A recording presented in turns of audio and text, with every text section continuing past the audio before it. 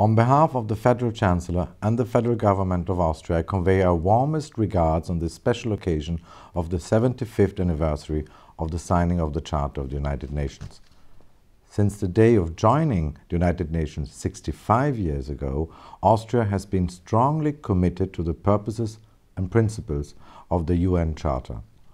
Austria is not only an active member of the UN family, but also the proud host of one of the 4 headquarters here in Vienna.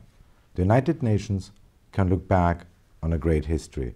It has successfully worked for the progress of humanity and advancement of mankind. It has made our planet safer by setting new global standards on human rights, the rule of law, conflict prevention, peacekeeping, the fight against poverty, disarmament and climate change. However, we all have to acknowledge that these standards are being constantly threatened and undermined. Our generation is facing a range of strongly interrelated challenges ranging from armed conflict to climate change and from political repression to extreme poverty. The unprecedented COVID-19 pandemic has aggravated these challenges even further. But instead of approaching the heydays of international cooperation, multilateral diplomacy has entered a period of crisis.